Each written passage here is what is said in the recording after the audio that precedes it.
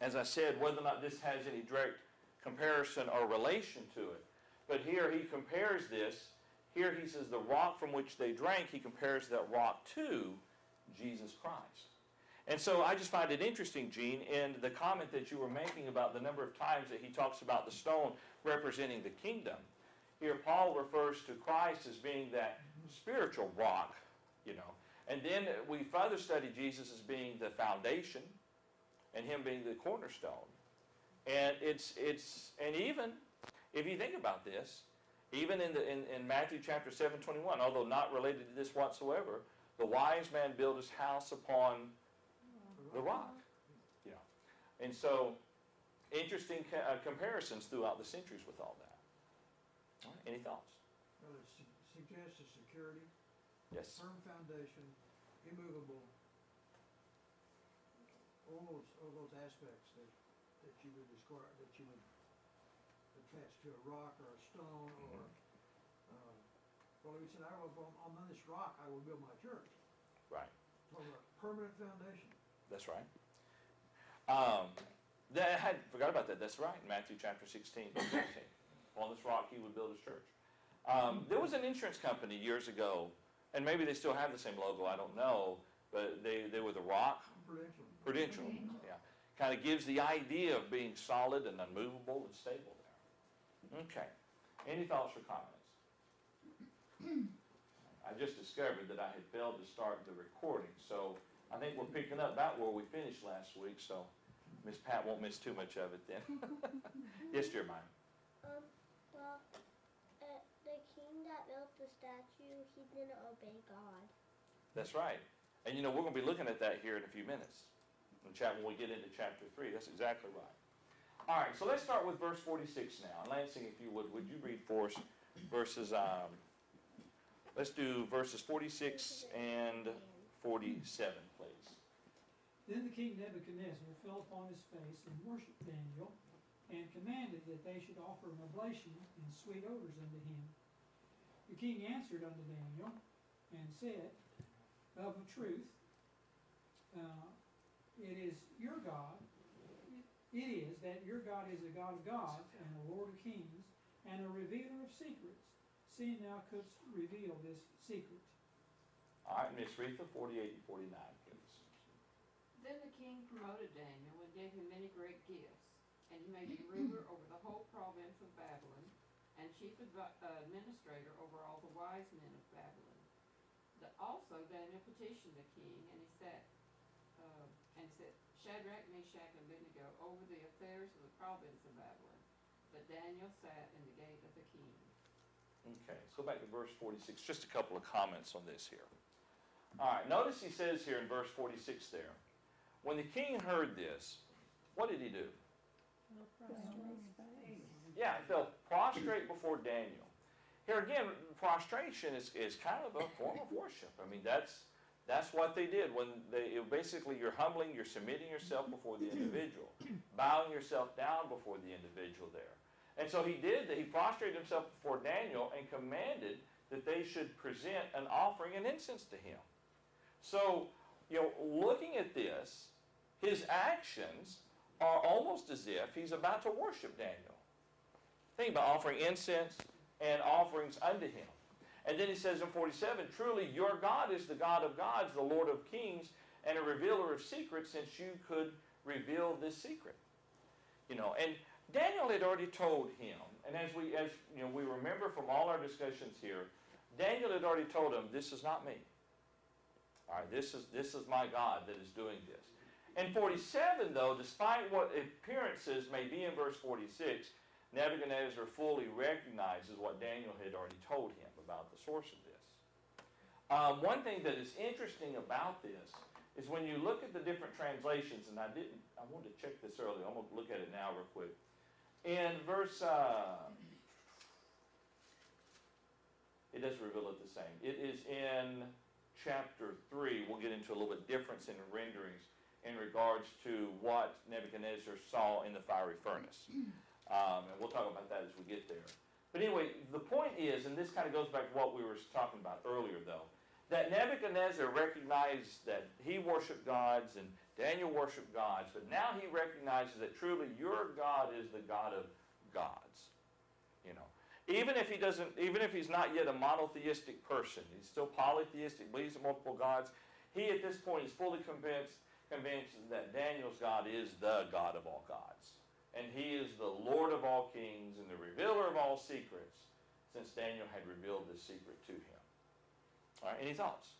But you also notice that Nebuchadnezzar at this point did not turn over his power to Daniel, though.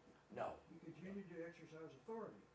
that's right. Even though he recognized that Daniel's God was the God of gods, he still exercised his own authority, his civil authority with the government. That's exactly right. That's a very good point. He'll give Daniel and his companions there a promotion, as it were. But you're right. He maintains full control over his kingdom. That's exactly right. And he realizes that David's God is truly the God, but he doesn't accept him for his God. Well, that's right. We're still looking. He's like what we were saying there. It's in Nebuchadnezzar's mind. You still got all these gods. However many, I'm not real sure. You know, you got Chaldean gods, Babylonian gods. All right.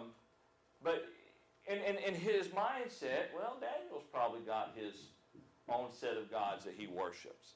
But at least he's acknowledging at this point that the one God that Daniel's talked about, the only God who Daniel's had been given the power, at least he's acknowledging him as to be the God of gods. But you're right, he doesn't submit to follow him. We see in chapter 3, he immediately sets up his own God. Oh, yeah. As a matter of fact, we'll talk about this. I really think his dream propelled what he's about to do in chapter 3. So, yes? I'm not sure he thinks Daniel has other gods because he's been so faithful as to not do any kind of obeisance to any other god, including That's a good point. this is what got him in trouble. Yeah. If he doesn't know enough about the Jews, he might assume they have multiple gods. But if he knows anything about the Jews, then you're right. He would have known they're monotheistic people. In all probability, he never even met Daniel before this. That's a possibility. Because when you look at chapter 1, I was looking, we looked at, let's see, I may have missed this. When you look back at chapter 1, did Daniel ever go before the king himself, or was it always the master of the eunuchs that he talked to?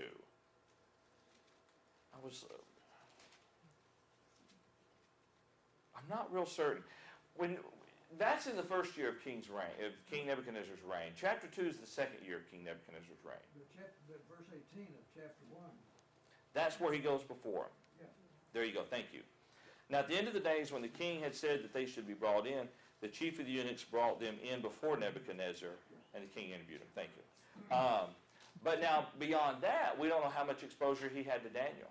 You know, because there were plenty of wise men and others that would be going in and out before the king there. But I think that's he may not know a whole lot about these people other than what he's been told by his advisors. All right, let's see. Now, look at verse 48. And let's read 48 as being simply no more than maybe a little bit more, than what the king promised that he would do. Remember, to the wise men, he says, I'll give you this, I'll give you that. All right, he says to Daniel, he said he promoted him and gave him many gifts. He made him ruler over a whole province of Babylon and chief administrator over all the wise men of Babylon. He put him in a position of authority, not the authority like Joseph had when he was in Egypt, but he put him in authority over a particular area, gave him a managerial position, you might say, in our terminology, chief administrator over the wise men of Babylon. But Daniel wasn't the only one who was involved in bringing the interpretation of the dream. Who else was involved in this? Exactly. That's right. Shadrach, Meshach, and Abednego. They were involved. They also prayed. Daniel said here, pray. Pray that the Lord would reveal this to us. And so they had done that. And so he petitioned the king, and he set those three up over the affairs of the province of Babylon. But Daniel, where did he sit? In the king's gate. Exactly. Or in his court. Yeah. All right. Any thoughts or comments about that? So what does that mean? What does what mean? Daniel sat in the gate of the king. What does that mean? I figure he had the privilege of being in the king's presence or having the king's favor. You know, within the court of advisors, the court of those whom the king would seek after. He might even lived in the palace, but I'm not positive about that. What are your thoughts? Well, Adam Clark gives this comment. He says, the chief officer in the palace and the greatest confidant and counselor of the king.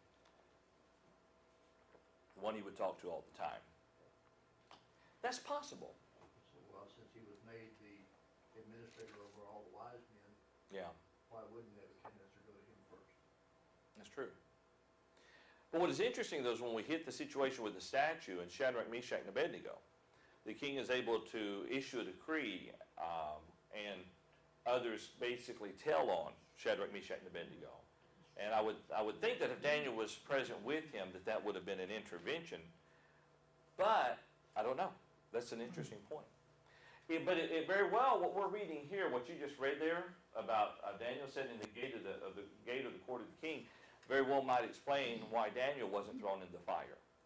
You know, he may, and we'll talk about this, but he may have viewed in that whole situation, Daniel as someone that's kind of exempted from this, but didn't give any thought to Shadrach, Meshach, and Abednego. You know, when we get on into chapter 3. Speculation of me. Except that Shadrach, Meshach, and Abednego were brought to the attention of the king because Daniel petitioned the king Yes. for their assignment in certain responsibilities in the province. So Daniel dealt directly with the king, That's true. apparently. And so it would suggest that at least these other three were known to the king because he made those assignments on the recommendation of Daniel. But maybe not on a daily basis in the presence of the That's true. king. Maybe not a daily basis. Yeah. But I think that's a good point, though. Good point. And if that's the case, then Daniel had a really high position as far as an influence upon the king there. Or at least the highest of consulting positions. Yeah. All right, any thoughts or comments? All right, let's go ahead and let's open up our workbooks and let's do the questions real quick for chapter 2. And then we'll step into chapter 3. I don't know if I have put a copy of this on the church's website in PDF files. I'll check that later today, and if I did not, then I'll put that up there by the end of the day. If I did and I forgot about it, then those who are watching, you can download it, and you'll have the same questions that we are doing. All right, let's look at questions chapter number 2, and we've got 13 questions, real simple, walk through here. Number 1, what happened to King Nebuchadnezzar to cause him great anxiety? He had a dream. That's right. Not just a dream, but a troubling dream. That's right, a troubling dream. Sleep left him. One, the New King James Version says he had dreams, multiple. Yeah, and I think that's the case. I really think it wasn't just a singular dream one night that he had, but over the course of nights, days, he would have this dream multiple times there. Yeah, that's a good point. As a matter of fact, a little bit later, remember, he's going to have 2 sets of dreams. That was Pharaoh. Getting my dream stories mixed up here. See, remember, the cows came up, and the ears of corn? Never mind. All right, number 2 there. So, what did the king send for the magicians, the astrologers? Why did the king send for the magicians, astrologers, the sorcerers, and the Chaldeans? That's right. He wanted them to tell him his dream. So, did the king reveal the details of the dream? No.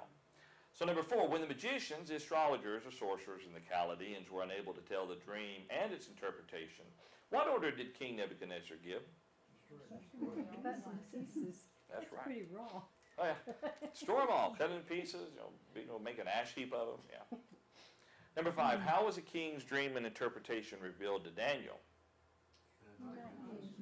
Yep. Came to him in the night vision. Special goggles. Everything was green, wasn't it? He had eyes like an owl. In the king's dream, there was a great image. Of what was the image's head made? Fine gold, that's right. Number 7, of what were the image's legs made? Iron. Number 8, what struck the image on its feet of iron and clay and broke them in pieces? Stone cut out without hands. That's right, a stone cut out of a mountain there without hands. Number 9, what happened to the stone after it struck the great image?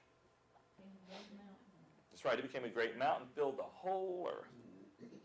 Number 10, who did Daniel say had given the kingdom to King Nebuchadnezzar?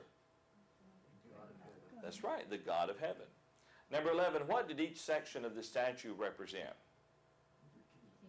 Yeah, the kings and kingdoms that would follow, in a successive pattern there.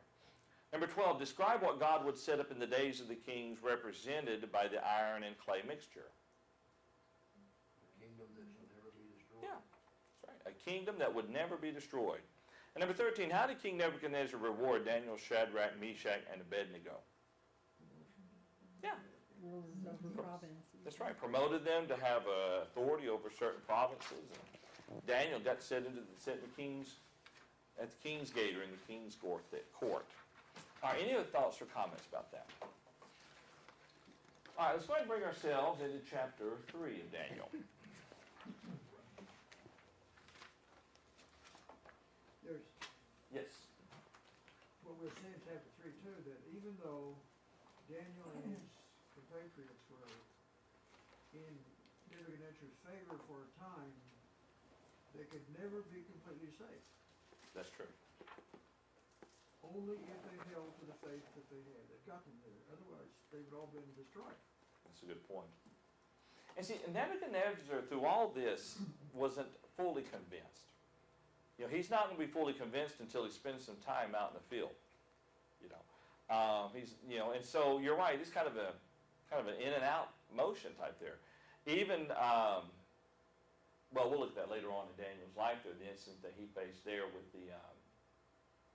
with the lions in the den. Even at that point in his life, he wasn't safe. Even then. Yes, Pat. I made an observation that it shows how wise it is to raise your children up to know God, because when you're old like these people are, they just have a hard time believing. It's kind of like Santa Claus. Yeah. They just have a hard time believing and accepting and humbling themselves. Where if you raise a child to understand and be taught, it's much easier. It is. It absolutely is there. I think about the number of times when, well, think about us. I'll use myself as an example, and many of you are in the same boat. I was raised being brought up in the church. This is all that I've ever known. Now, and it's very easy for an individual to follow a path because that's all he's ever known. And if it happens to be the right path, then you're on the right course there. But when someone comes up to me, when like the Mormons come to the door, or Jehovah's Witnesses, if they come to the door, and they try to start telling me about their beliefs, it's so foreign. I've studied their beliefs and everything, but from what I've been raised, it's foreign to me. And I wouldn't even think about changing. And so it works the other way. If you have someone that's raised in a particular religion all their life, and you go up to them and try to study with them, they're going to use terminology, they're going to say things that just you don't understand, and your words are foreign to them. And so try to get them to listen and be converted to the straight path of the Scriptures can be difficult. Nebuchadnezzar's no different. That's right. He's no different. That's what I was seeing, was even though he's seen so much that should convert him, it doesn't, because he's not used to that. Yeah. He's too old. Well, he doesn't have the humility to accept the authority that he would have to have from God, or right. respect the authority of God. And the evidence in his mind hasn't been strong enough yet. He'll eventually see some, but the evidence, although to you and I was magnificent, to him it was magnificent, but not enough. God will whisper only so many times, and then you get knocked upside the head. It sounds like Rhonda. Yeah. Gene. If you look at this example during the time of Daniel, and consider the fact that Nebuchadnezzar, by reason of his background, his idol worship, and whatever else he had, in all likelihood, it's kind of very difficult to understand what Daniel did and what Daniel's God did. Yeah. Because of his interpretation of Nebuchadnezzar's dream. Think several hundred years ahead, and the rejection of the Jews, Christ in the face of multitudes of miracles which they could see. And they were based and founded in a religion which he supported, from which he came. That's true. And so it's not hard to understand how Nebuchadnezzar could have a difficult time seeing anything, knowing that the Jews, with all their background, Right. refused to see it. They had prophecies of the Messiah himself, and they still rejected him. It's a good point. That's a very good thought. All right, any thoughts or comments? Let's consider something here for just a moment as we step into chapter 3. Put yourself in Nebuchadnezzar's shoes. What's the one thing you're going to get from this dream? New kingdom? No? You're the head and it's gold. Yep, you're the head and it's gold. You've got the best kingdom there is. You know, that's what he's going to walk away with. He's not going to worry about what's coming down the line there. I'm the top of the statue. I'm gold. I got a great kingdom. So let's build a statue for me. And that's what we're about to read about. I can see him thinking that. I mean, there's no time date here to tell us when this was, but it follows after chapter 2, which was in the second year, and then chapter 4 is going to be jump around a little bit there, but I just see him thinking that. You know, well, I need to have a statue then. Let's build one. So let's start there in chapter 3, verse 1 there, and let's see, Miss Doris, would you mind reading for us there in Daniel 3? Let's just do verses 1 and 2, please. I've lost it. Down here, okay, sorry. That's all right. Nebuchadnezzar, the king, made an image of gold whose height was 60 cubits and its width 6 cubits. He set it up in the plain of Dura in the province of Babylon. And King Nebuchadnezzar sent word to gather together the satraps, the administrators, the governors, the counselors, the treasurers, the judges, the magistrates, and all the officials of the provinces to come to the dedication of the image which King Nebuchadnezzar had set up. Okay, and Mr. Gene, would you do 3 and 4, please? Okay, so the satraps, the administrators, the governors, the counselors, the treasurers, the judges, the magistrates, and all the officials of the provinces gathered together for the dedication of the image that King Nebuchadnezzar had set up. And they stood before the image that Nebuchadnezzar had set up. Verse 4. Please. Then a herald shouted aloud, or cried aloud, "To you it is commanded, O peoples, nations, and languages." Okay, and Billy, take us through 5 to 7, please. Okay, that at the time you hear the sound of the horn, flute, harp, lyre, and psaltery, in symphony, with all kinds of music you shall fall down and worship the gold image that King Nebuchadnezzar has set up. And whoever does not fall down and worship shall be cast immediately into the midst of a burning fire furnace. So at that time, when all the people heard the sound of the horn, flute, harp, and lyre, in symphony with all kinds of music, all the people, nations, and languages fell down and worshiped the gold image which King Nebuchadnezzar had set up. Okay, thank you. That was kind of a bad break there on my part there. All right, let's go back to verse 1 for just a moment there, verses 1 and 2. The New King James Version says that it was 60 cubits and its width was 6 cubits. The NIV in its translation says King Nebuchadnezzar made an image of gold 90 feet high and 9 feet wide. 90 feet high. That's a big statue. It would be hard to miss, wouldn't It would. Which would suggest it was probably not made in the image of a human being, Yeah. when you look at the height versus the width. You know, that's an interesting point with that. The proportions, 90 feet high and 9 feet wide, would be an odd-looking person, wouldn't it? Yeah. Well, I mean, it could have had a base on it, and then another base, and then a normally proportioned 50-foot person. Very huge. That's right. It's a large statue. But you know, this wasn't uncommon. Archaeologists have found, you know, huge structures that have been built, and evidence and some tales of it. There's one tale, one of the 7 wonders of the ancient world, I can't remember now which one it is, or what it's called, I should say. But there was one where supposedly, based on the historians, the statue stood over an inlet, a water inlet. And it stood holding, kind of like our Statue of Liberty, supposedly holding a light, if I remember correctly. I think it was ginormous or huge, And if it was real, because sometimes they question certain things like that. If it was real, that was a magnificent statue. And so it wouldn't be surprising for Nebuchadnezzar to build something like that. Now the width of it, that's a good point. The width of it's a little bit odd when you think of it being 90 feet high and 9 feet wide. So it would have been an odd looking statue, but still though. Well, here's some interesting statistics about what possibly occurred here too. Okay. First off, when you consider the amount of gold that would be required for this kind of statue, Right. Adam Clark suggests that maybe it was not 100% gold, because for this empire to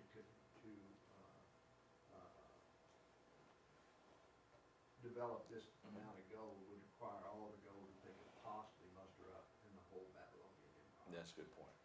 And the other thing that's interesting is the column of gold of this height and diameter upon the supposition that the pillar was circular contains 5,725 and a half cubic feet. And as there are 19,000 ounces in a cubic foot, the weight of the whole pillar would be 8,262,806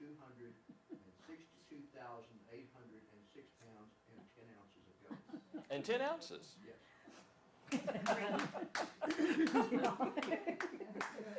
Do my math for me again. Okay. And we know that gold is soft, so And heavy. to be pure. Yeah. I wouldn't be surprised if the majority of the 90 feet was some sort of elevation base to get the statue up there for people to see.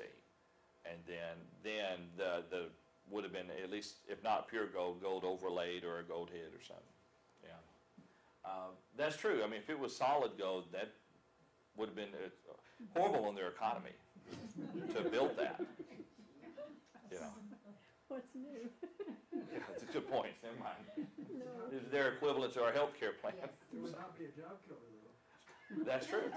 That's true. Kept them working. Would not have been a job killer. Any thoughts? Any thoughts about that? Okay. But now, the main reason for doing this, though, is his vanity, his glory. Because, and the reason why I say that, let's continue. First off, all right, it says the king made an image of gold. Now, and this is a point we need to make. It doesn't say that it was in the image of the king, at least not at this point. But it does say here, come to the dedication of the image which King Nebuchadnezzar had set up. And then down here they're going to command there that they, we come on down a little bit farther here, that whoever does not fall down and worship shall be cast immediately into the midst of a burning fiery furnace. What are the odds that maybe the king began to think, why don't I build a statue for the God that inspired Daniel? Maybe the king for a moment thought, here's a new God that I haven't heard of, and he's just delivered this. Why don't I build a statue to him? Don't know. Pure speculation to even say that it was. But it also could have been a self-glorifying statue also. But anyway, any thoughts? All right, so notice what he does here in verse 2 there.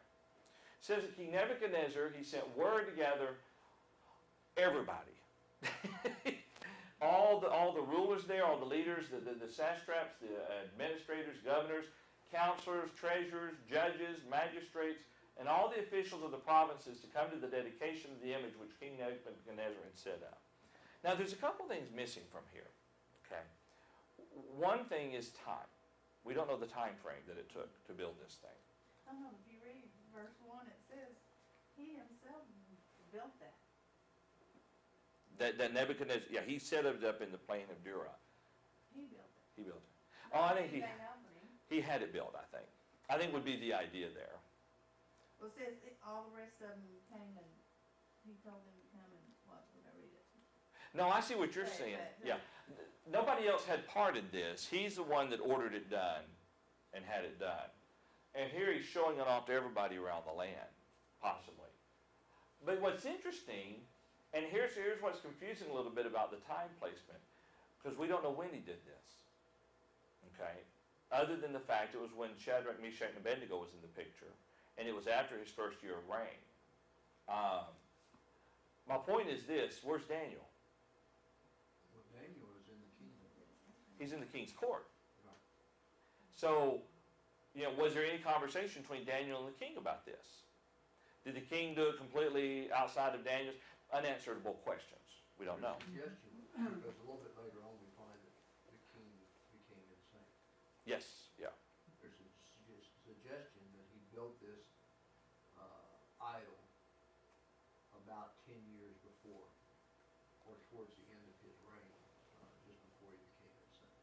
See, I really think that's what we're looking at, that this one chapter cannot be placed at the early part of his reign, nor towards the end of his reign, but somewhere within that time frame.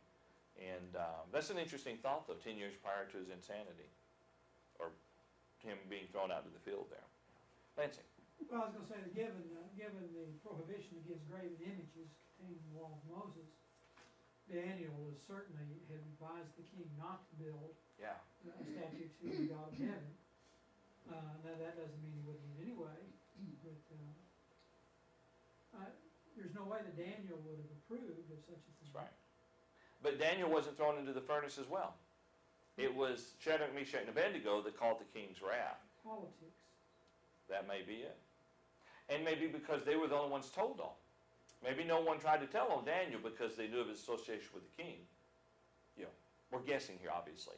But it's interesting that Daniel wasn't part of this who was thrown into the fire.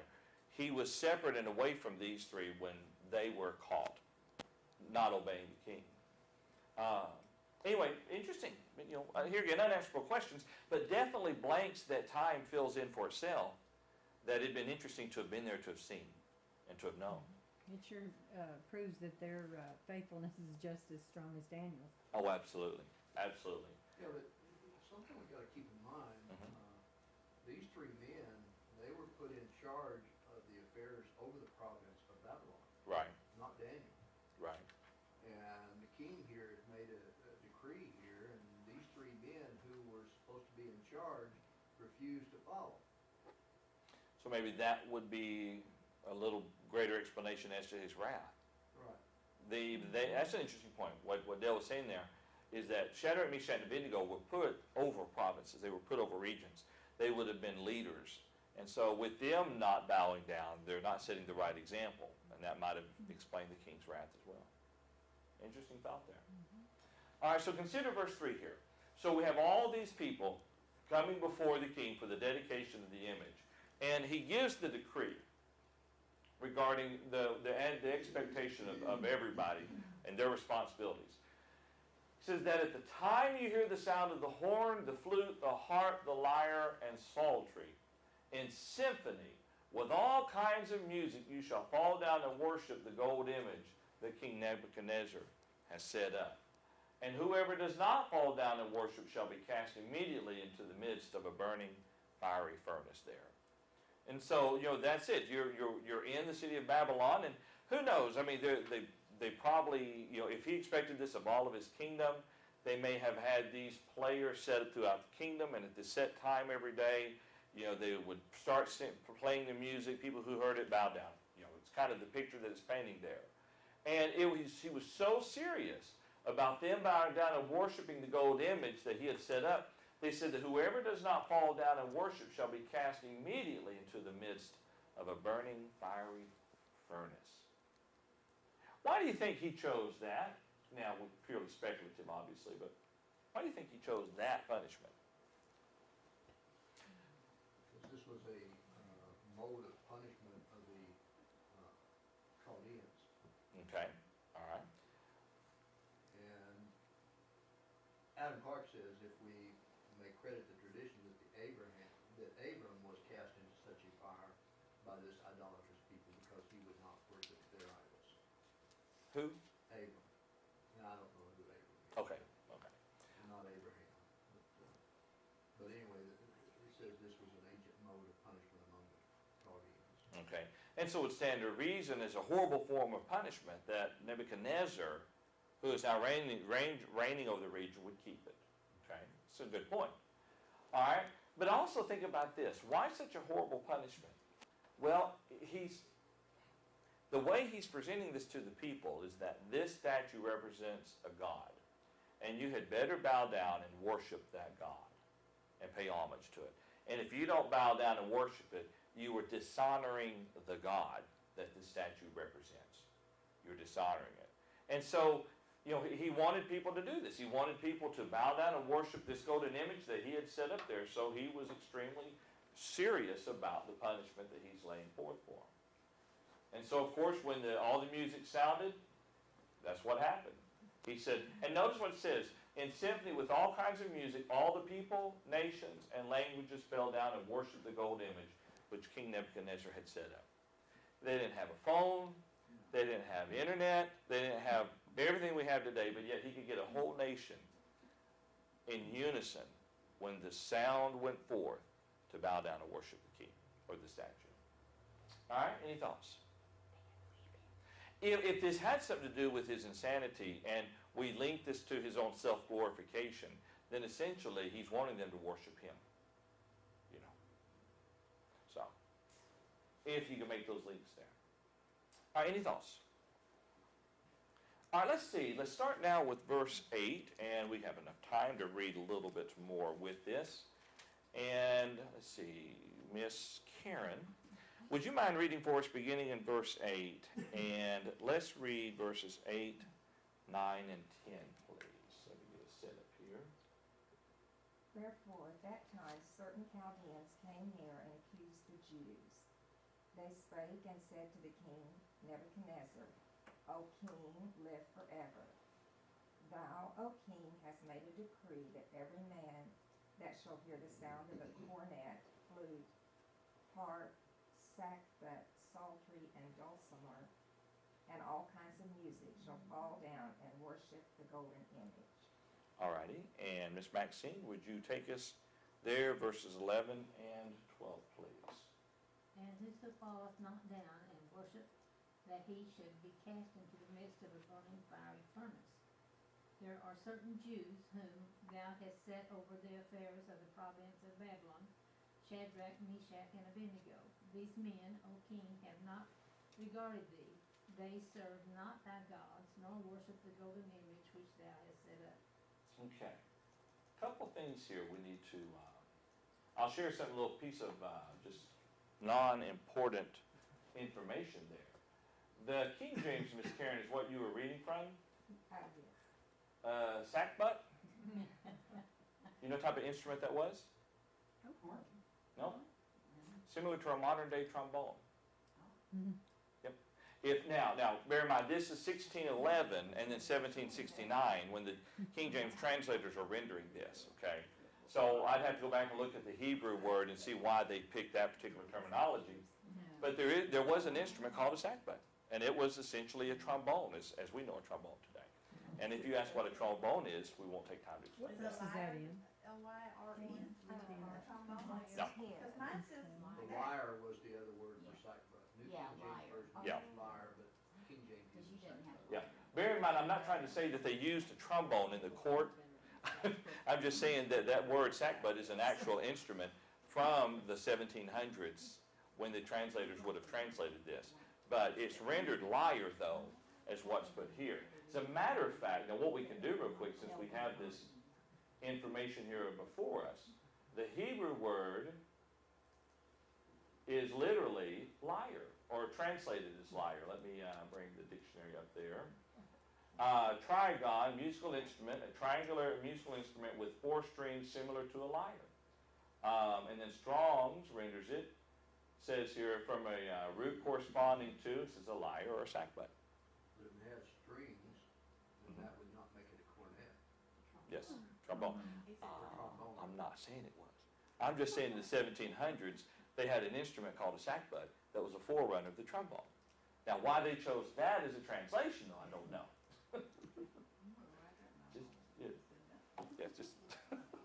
Okay.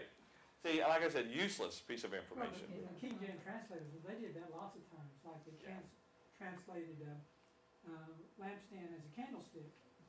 True. because candles hadn't been invented in biblical times. That's a good point. But English readers wouldn't know what a lampstand was, so they had to have a new word. So I'd put one And into there's other instances like that where they changed the words to conform to modern 1611 understanding that are basically incorrect.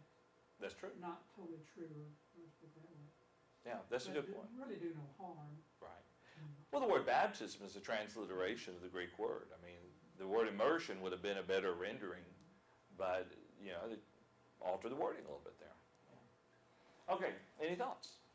Sorry about that, just, you know, not very, thought you might find it interesting to know that there was an actual instrument, but back in the 1700s. So he says, therefore at that certain time, the Chaldeans came forward, and who did they accuse? Now, put yourself in the shoes of the Chaldeans, the wise men, you know. Before these Jews were brought in on the king's victory tour and everything, and conquest trip, and before they were brought in, the king had the ears of all the sorcerers, the magicians, the wise men, the men of Chaldea, the Chaldean wise men. He had all their ears and everything. But now, after this Daniel, and these Jews have been brought in, not only do we no longer have the king's ear, but now he's done pointed these people over us. He's put them positions over us. So you kind of imagine it would rub them the wrong way that the king had done this.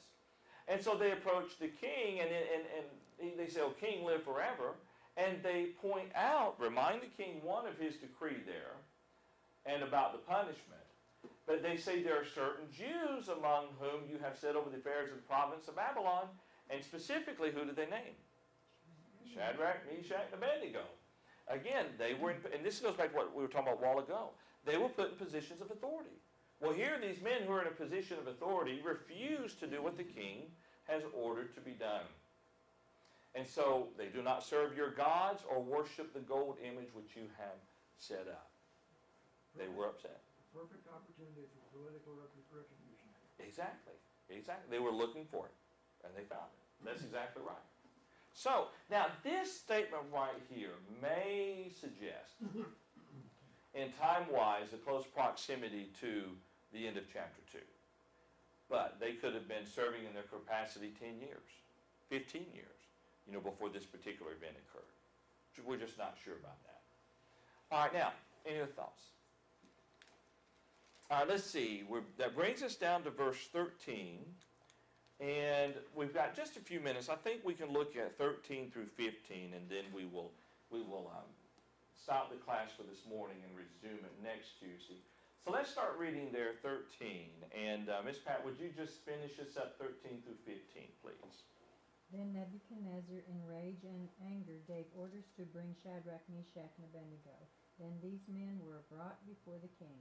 Nebuchadnezzar responded and said to them, Is it true, Shadrach, Meshach, and Abednego, that you do not serve my gods or worship the golden image that I have set up? Now if you are ready, at the moment you hear the sound of the horn, flute, lyre, trigon, psaltery, and bagpipe, and all kinds of music, to fall down and worship the image that I've made. Very well. But if you will not worship, you will immediately be cast into the midst of the furnace of blazing fire. And what God is there who can deliver you out of my hands? Okay. Now, let's back up here for just a couple of thoughts, and then we'll be dismissed. Of course, Nebuchadnezzar, understandably, is going to be enraged over this. Matter of fact, it says, in rage and fury, he called for these three men. And so he basically asks them, and we're stopping in the middle of this conversation, I understand, but he says, is this true? Is it true that you do not serve my gods, and is it true that you do not worship the gold image which I have set up? So in verse 15, he reminds them of what the punishment was, and this is what you were supposed to do. But notice here, and this is a statement we'll focus on, and who is the God who will deliver you from my hands? We see a bit of arrogance on the part of Nebuchadnezzar. And so we don't know where this was, again, within his time frame of his reign and his rule. But even if it was immediately after the events of where Daniel revealed the dream, he didn't get the message. He forgets easy. Could be. Forgets very easily, yeah. course, he wouldn't be the first one in Bible history to forget. All right, any thoughts? Any I find comments? it interesting in verse 14, though, he says, do not serve my gods or worship the gold image. He doesn't call the gold image a god. That's true in verse 14. Yeah. He just wants them to worship the gold image.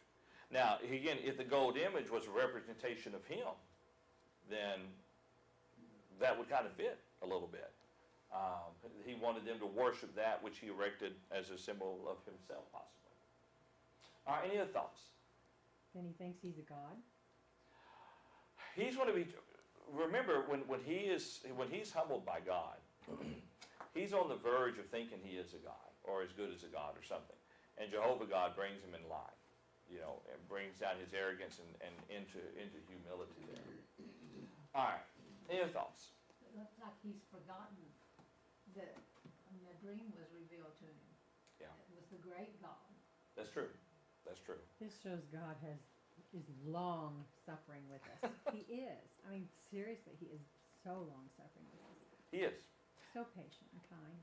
And in this case in point, we have to remember, at this point in time, while he's focused on his people, the main goal or the progress that's going is setting the stage for the coming of Christ, for the establishment of the kingdom.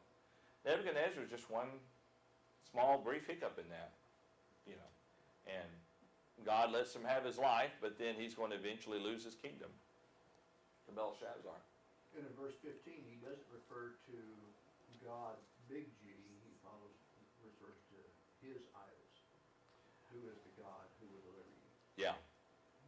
That's an important point. It's already forgotten. Yeah. In the translations, depending on this has to be a lowercase g, because that's the time frame now, or the context from his vantage point. Now, when we get towards later on in the story of the fiery furnace, he will observe there's one, it looks like the Son of God that is in there. And depending on what Bible you have, it'll have an uppercase G. Or others will have a lowercase g, a son of the gods. And so we'll talk about that, again, from Nebuchadnezzar's perspective. Okay, from his perspective. At this point, who is the God who will deliver you from my hands? Yeah. All right, any thoughts or comments about that? Okay, I appreciate all the participation. Remember, tonight at 7:30, we have the Scriptural Way broadcast at scripturalway.org. Dale, I think, did you receive the email I sent you? I did. Okay. We will be ending lesson number 7 tonight and should step into lesson number 8, this is the last lesson in the series of the Armor of God that will be starting this evening. So, 7:30 at scripturalway.org. Appreciate everyone being here this morning. Appreciate those who are able to view online. And if you ever have any questions, feel free to contact us at questions@seminolpointcfc.org. We're going to go ahead and dismiss in a word of prayer. And Dale, if you would, direct our minds in that prayer. Our most loving Heavenly Father, we're truly thankful for this privilege we've had to come together to be with brothers and sisters in Christ, to share a common love for Thee, to be able to study Thy Word without fear of persecution. And we ask that You would help us, that we would always apply those things that we learn, to have a fuller understanding of what You expect of us, that we might always walk and talk in such a manner that others might see Christ in us through our words and our actions. We ask also, Father, that You be with those of our numbers who are physically ill, that they might be restored to their health. And we ask that You would continue to be with this congregation, that we might always stand for the truth, and that this community might realize that there's no better choice than to be a child of Yours, to want to know what it is to be a Christian, to have this great joy. Use us as Your instruments to reach out to them, that we might look for opportunities to teach and encourage them before it's everlastingly too late. As we leave this building this morning, we might ask that You would be with us, that we might not leave our Christianity here, that we might always bring honor and glory to Thee and give You the praise. These things we ask in Jesus Christ's holy name. Amen. Amen. I'm going to check that sound level real quick.